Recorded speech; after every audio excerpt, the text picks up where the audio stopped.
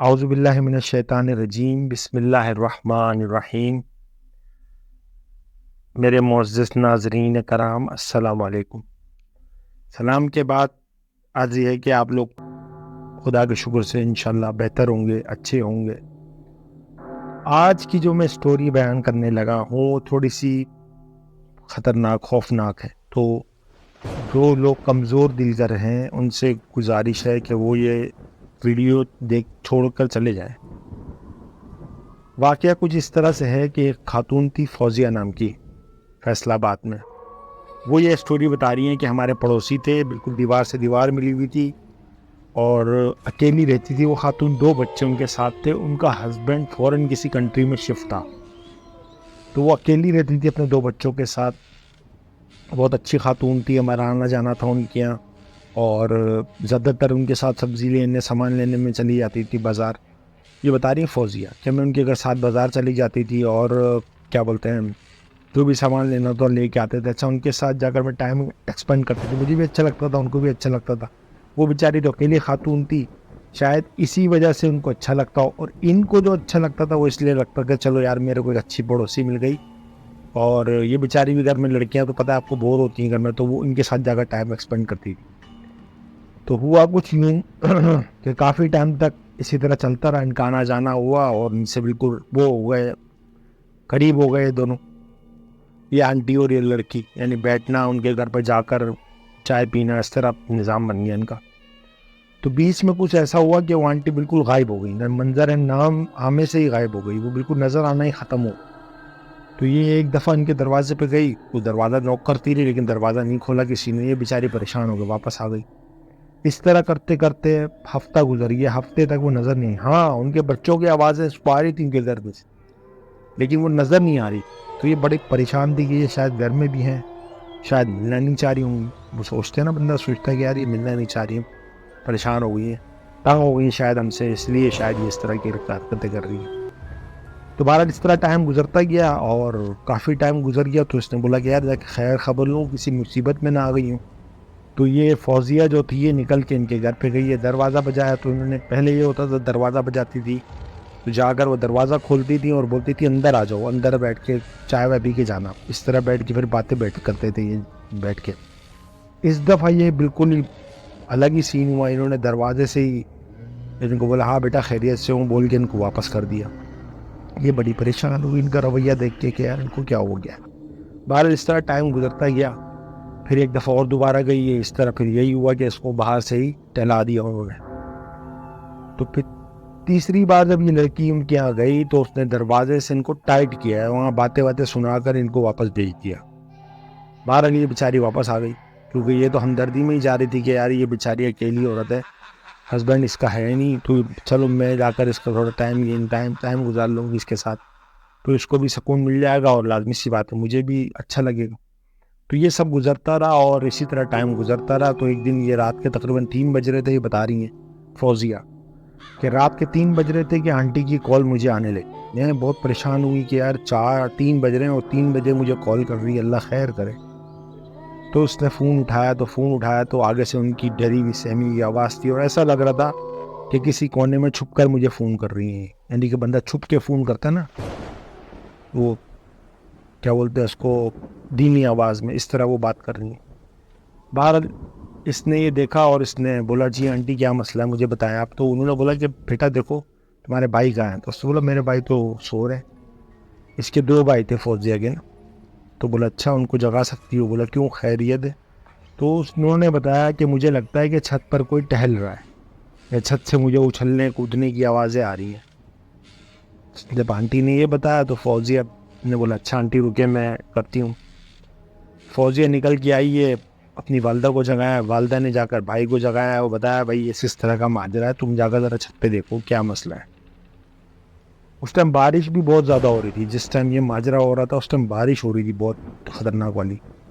تو آنٹی جب یہ ان کا بیٹا اٹھا ہے تو چھت پہ جانے لگا تو آنٹی نے بولا کہ جا کر لائٹ مت جلانا، تم ٹارچ لے کے جاؤ اور ساتھ میں امبریلا بھی لے کے جاؤ۔ اس نے بولا ٹھیک ہے۔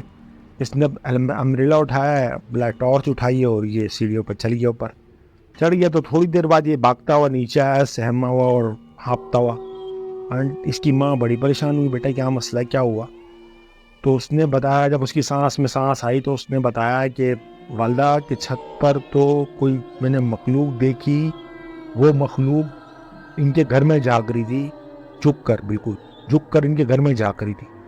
اور جب میں چھتری لے کے بارش کے اندر گیا ہوں تو لازمی سی بات ہے، شور ہوتا نا چھتری کے اوپر پانی گرتا تو اس نے میری طرف دیکھا تو اس کے چہرے پہ کچھ بھی نہیں تھا، اس کی صرف آنکھیں تھیں. وہ دیکھ کے میں بھاگ کے آیا ہوں یہاں پریشانی کی حالت میں. اس کی والدہ نے بولا اچھا بیٹا چلو. یہ تو بیچاری، اس کو آنٹی کی دوبارہ کال آنے لگ گئی فوزیہ کو. اچھا فوزیہ کو جب کال آ رہی تو فوزیہ نے کال اٹھایا تو اس کی والدہ نے اشارہ کیا ان کو بتانا مت ورنہ یہ مر جائیں گی. بولے ایک کام کرتے ہیں، ان کو فون اٹھایا کہ ہم آ رہے ہیں آپ کے یہاں، یہ بول دیا. اور یہ ماں بیٹا اور بیٹی تینوں دونوں نکل کر ان کے گھر، جب گھر سے نکلنے لگے تو بیٹے نے بولا کہ دیکھو خبردار اوپر نہیں دیکھنا. والدہ کو بھی بولا اور بہن کو بھی بولا کہ اوپر مت دیکھنا، سر نیچے کر کے ان کے گھر میں داخل ہو جانا. لیکن بھائی انسان کی فطرت ہے نا، جب ایک چیز بندے کے دماغ میں بن جاتی ہے کہ میرے یہ چیز یہاں پر موجود ہے تو وہ لازمی سی بات ہے اس کی نظر وہاں جاتی ہے منع کرنے کے باوجود بھی. تو بہرحال وہ جانے لگے تو اس کی بہن نے تھوڑا سا یوں ٹیڑھی نظروں سے اوپر دیکھا تو وہ اوپر وہ ہٹ گئی پیچھے ان کو دیکھ کے، یعنی اس کو نظر آیا کہ کوئی چیز موجود ہے اور وہ ان کو دیکھ کے پیچھے ہٹ گئی. بہرحال یہ لوگ چلنے لگے، جا کر ان کے گھر گئے. گھر جا کے ان کو سارا ان سے پوچھا کہ آنٹی مسئلہ کیا ہوا ہے، گھر میں ہوا کیا ہے؟ پہلے تو ایسا کچھ نہیں تھا، آپ تو یہاں کا کافی سالوں سے رہ رہی ہیں، ابھی کیا پرابلم ہوا جو یہ سب ہو رہا ہے؟ تو پہلے تو اس نے واقعہ بتایا کہ آنٹی سے اس طرح ہے کہ چھت پہ کوئی مخلوق تھی، سچی بات ہے آپ کو بتا رہا ہوں، لیکن آپ ڈرنا مت، ہم آپ کے ساتھ ہیں. یہ سب بتایا ان کو. بتانے کے بعد آنٹی سے پوچھا کہ آپ ہمیں بتاؤ آپ نے ایسا کیا کیا ہے کہ یہ اتنے حاوی ہو گئے، اتنی چیزیں نکل کے آ گئی ہیں کہ آپ کا جینا دو بر کر دیا انہوں نے. تو آنٹی رونے لگی، روتے روتے بتانے لگی بیٹا میرے کو اوپر تک، یعنی کہ انسان اوپر آ چکا ہے وہ، یعنی اوپر سے مراد یہ ہے کہ انسان جب سوتا ہے تو وہ حاوی ہو جاتا ہے انسان کے اوپر، آ کے دبا دیتا ہے، نہ آواز نکلتی ہے نہ جسم کا کوئی حصہ ہلتا ہے. تو وہ 2-3 بار مجھے یہ کیا ہے، اس کے بعد مجھے نظر آیا کبھی سامان اٹھا کے وہاں پھینک رہے ہیں. یہ سب تو میرے گھر میں چل ہی رہا تھا بہت ٹائم سے، لیکن یہ جو آواز تھی یہ ایسا تھا جیسے پہاڑ گر گیا میرے گھر کے اوپر، اس طرح کی آواز آنے لگی. تو میں بہت پریشان ہو گئی. تو میرا تو کوئی ہے ہی نہیں جاننے والا، ایک تم لوگ پڑوسی ہو، تو میں نے بولا چلو تم لوگوں کو فون کرو. تو یہ سب ہونے کے بعد آنٹی نے بتایا کہ میں جب اس گھر میں شفٹ ہوئی تھی، اس گھر کے اندر جو کیا کہتے ہیں پرانی الماری پڑی ہوئی تھی اسٹور کے اندر. اب لازمی سی بات ہے وہ یہی سوچا ہوا انہوں نے کہ وہ جو پرانے والے کرایہ دار تھے وہ چھوڑ کے چلے گئے ہوں گے.